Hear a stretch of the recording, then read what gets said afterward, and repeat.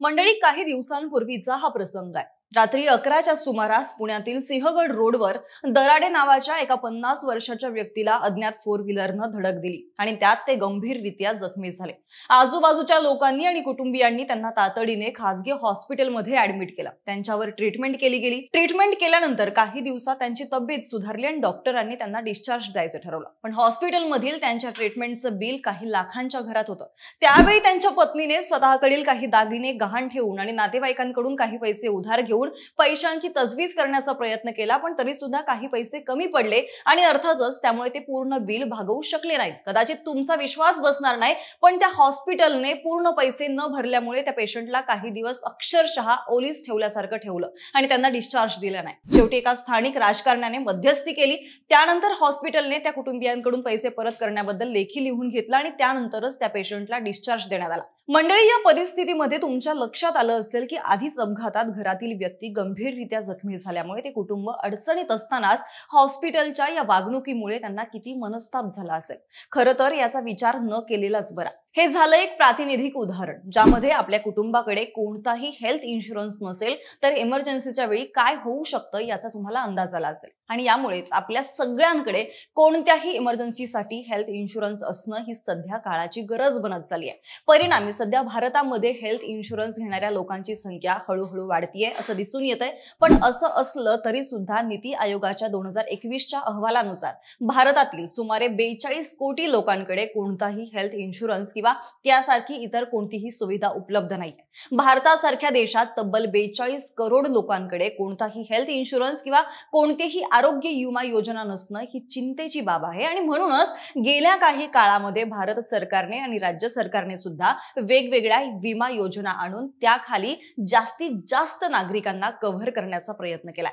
पण असं असलं तरी सुद्धा या योजनांची साधारणतः लिमिट ही एका कुटुंबासाठी 5 लाख आणि सध्याच्या महागाईच्या काळात होणाऱ्या प्रचंड वैद्यकीय खर्चामुळे तेवढा इन्शुरन्स पुरेसा नाहीये असं या क्षेत्रातील तज्ञांचं मत आहे। आणि त्यामुळेच जर आपल्या कुटुंबाला वैद्यकीय खर्चापासून खरी सुरक्षा द्यायची असेल तर योग्य तो इन्शुरन्स घेणं गरजेचं बनत चाललंय असंही तज्ञ सांगतात। त्यामुळेच आपण आजच्या या व्हिडिओमध्ये हेल्थ इन्शुरन्स किती गरजेचं आहे, मुळात हेल्थ इन्शुरन्स म्हणजे काय, त्याची सुरुवात कधीपासून झाली, हेल्थ इन्शुरन्स कंपन्यांकडून इन्शुरन्स घेताना काय काळजी घ्यावी, या क्षेत्रातील स्कॅमर्स कडून आपण लुटले जाऊ नये म्हणून काय करावं याबद्दल सविस्तर चर्चा करणार आहोत। नमस्कार, मी मयुरी आणि तुम्हाला तर माहितीच आहे आपला विषयच भारी आहे। मंडळी, व्हिडिओच्या सुरुवातीलाच आपण पुण्यातील एका व्यक्तीचं उदाहरण बघितलं आणि त्यावरून आपल्या लक्षात आलं असेल की हेल्थ इन्शुरन्स किती गरजेचं आहे। पण अशा वेळी एक सर्वसामान्य माणसाच्या मनात हाही प्रश्न येऊ शकतो की हेल्थ इन्शुरन्स म्हणजे नेमकं काय बरं?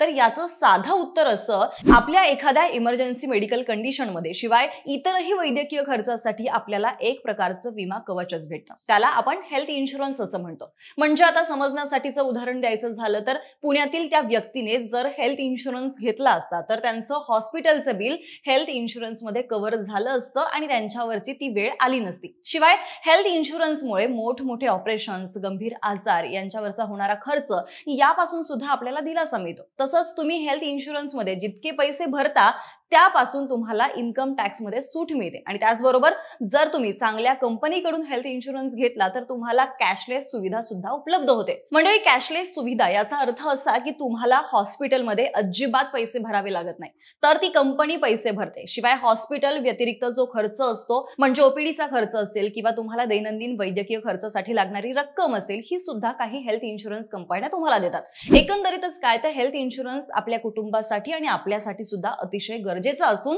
तो घेणं ही आता काळाची गरज बनलेली आहे। अशातच मग आता अजून एक प्रश्न निर्माण होतो की हेल्थ इन्शुरन्स नेमके किती प्रकारचे आहेत? मंडळी, हेल्थ इन्शुरन्सचे वेगवेगळे प्रकार आहेत। त्यामध्ये एकाच व्यक्तीसाठी आपण जो घेतो त्याला वैयक्तिक हेल्थ इन्शुरन्स असं म्हणतात, तर संपूर्ण कुटुंबासाठी घेतो त्याला फॅमिली फ्लोटर इन्शुरन्स म्हणतात। शिवाय काही कॉर्पोरेट कंपन्या आपल्या कर्मचाऱ्यांसाठी ग्रुप इन्शुरन्स सुद्धा काढतात, तर ज्येष्ठ नागरिकांसाठी सिनियर सिटीजन हेल्थ इन्शुरन्स असतो। शिवाय कॅन्सर, हार्ट प्रॉब्लेम सारख्या गंभीर आजारांसाठी क्रिटिकल इलनेस हा इन्शुरन्स काढला जातो.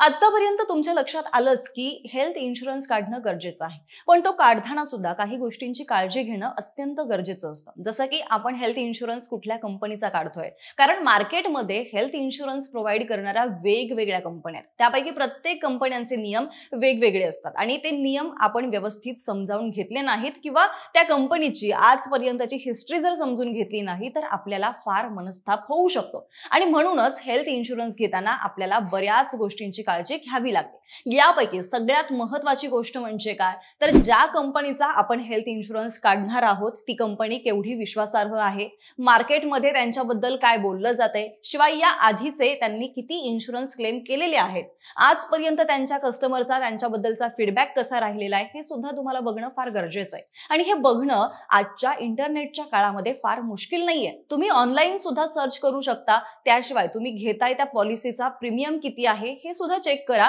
मित्रांनो, प्रीमियम म्हणजे आपल्याला त्या पॉलिसीसाठी नियमितपणे किती पैसे भरावे लागणार आहेत, शिवाय त्या बदल्यात आपल्याला किती सम अश्योर्ड मिळणार आहे. सम अश्योर्ड म्हणजे काय, तर आपल्याला विमा कवचच कितीचं मिळणार आहे, तसेच आपल्याला किती क्लेम मिळू शकतो, म्हणजे किती रकमेचा परतावा आजारपणात किंवा ऍक्सिडेंटच्या वेळेला त्या कंपनीकडून मिळू शकतो, हे सुद्धा जाणून घेणं फार महत्त्वाचं आहे. तसंच कॅशलेस सुविधा आहे की नाही, ज्या कंपनीचा आपण इन्शुरन्स घेतोय त्या कंपनीचे टायअप असणारे किती हॉस्पिटल्स आपल्या आजूबाजूला आहेत, आणि सगळ्यात महत्त्वाचं म्हणजे कंपनीचा आजपर्यंतचा क्लेम सेटलमेंट रेशो काय आहे हे सुद्धा आवर्जून बघा.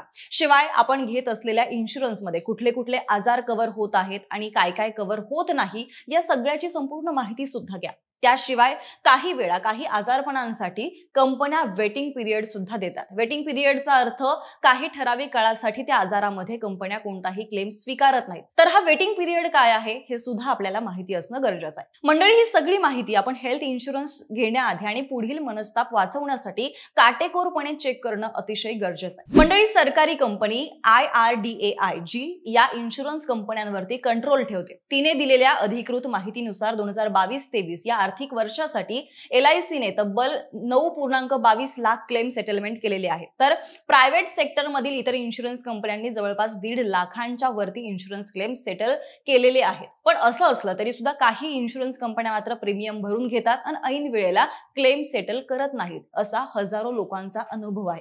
खरं तर आपण स्वतःच्या आणि कुटुंबाच्या आरोग्यासाठी आरोग्य विमा घेतो, परंतु जेव्हा गरज भासते तेव्हा अनेक वेळा विमा कंपनी क्लेम नाकारते किंवा क्लेम केलेल्या पैशांपैकी खूपच कमी पैसे देते. अशा परिस्थितीत आपल्याला खूप त्रास होतो, कारण आपण विम्याचे सगळे प्रीमियम भरलेले असतात, परंतु कंपनी गरजेच्या वेळी मदत करत नाही. याला इन्शुरन्स क्षेत्रातील स्कॅमर्स कारणीभूत आहेत, असं या क्षेत्रातील तज्ञांचं मत आहे. आता हे स्कॅमर्स तुम्हाला खोट्या जाहिराती, खोटी आश्वासने देऊन तुमच्या माथी विमा मारतात आणि गरजेच्या काळात विविध नियमांचा बागुलबुवा दाखवत अल्प क्लेमवरती तुमची बोळवण करतात. शिवाय काही स्कॅमर्स तर क्लेम मिळवून देण्यासाठी लाचेची मागणी सुद्धा करतात, असाही काहींचा अनुभव आहे. या स्कॅमर्स पासून वाचण्यासाठी काय करायचं, तर यातून वाचण्यासाठी आपण या व्हिडिओत आधीच चर्चा केल्याप्रमाणे इन्शुरन्स घेताना सगळ्या गोष्टींची योग्य ती माहिती घ्यायची. शिवाय आपल्याकडे जो इन्शुरन्स एजंट येऊन माहिती देतोय ती सगळी माहिती खरी आहे का हे क्रॉस चेक करायचं. शिवाय त्याच्याकडून लेखीमध्ये तो जे सांगतोय ते लिहून सुद्धा मागायचं. त्यामुळे तुम्ही कोणत्याही स्कॅमर्स कडून फसण्यापासून वाचू शकता.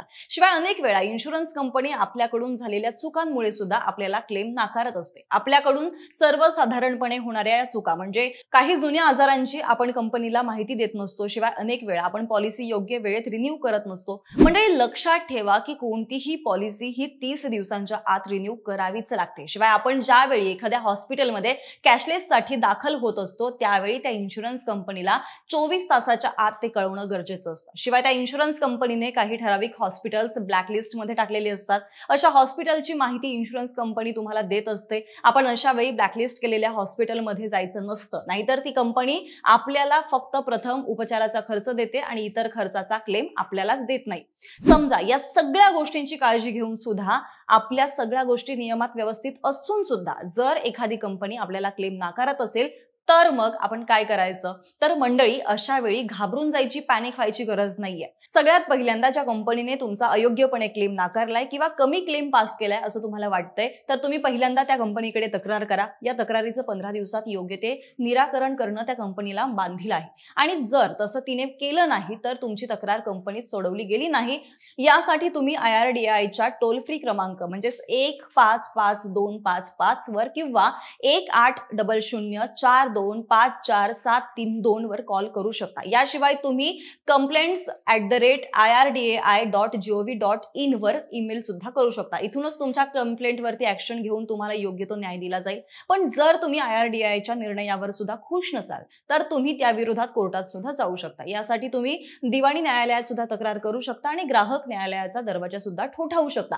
मात्र अशा वेळी तुम्हाला ग्राहक न्यायालयात जाणं सोपं आणि तुलनेनं कमी खर्चिकही असतं. अनेक वेळा लोकांना असं वाटतं की कंपनी ग्राहक न्यायालयाचा निर्णय गांभीर्यानं घेईल की नाही, पण काळजी करू नका. कंपन्या ग्राहक न्यायालयाचा निर्णय मान्य करतात किंवा त्या निर्णयाला न्यायालयात आव्हान देतात. त्यामुळे प्रथम ग्राहक कोर्टात जा आणि तिथे न्याय न मिळाल्यास तुम्ही दिवाणी कोर्टात जा. पण कोर्टात जाण्यापूर्वी काही गोष्टी लक्षात ठेवा. तुम्ही तुमची तक्रार घेऊन कोर्टात जाताय तेव्हा तुमची पॉलिसी सक्रिय आणि वैध असावी, हे लक्षात ठेवा. तसेच प्रत्येक प्रीमियम तुम्ही भरलेला हवा. लक्षात ठेवा की न्यायालय हे पुरावे आणि साक्षीदारांच्या आधारावरच चालतं आणि म्हणूनच तुमच्याकडे पुरेसे पुरावे असणं गरजेचं आहे. मंडळी, एकंदरीतच आपल्याला आज लक्षात आलं की हेल्थ इन्शुरन्स घेणं ही काळाची गरज बनलेली असून इन्शुरन्स घेताना मात्र सगळ्या गोष्टींची व्यवस्थित चौकशी करून कुठल्याही एजंटच्या थापांना बळी न पडता आपल्याला जेवढं जमेल तेवढं रिसर्च करून इन्शुरन्स घेणं गरजेचं आहे.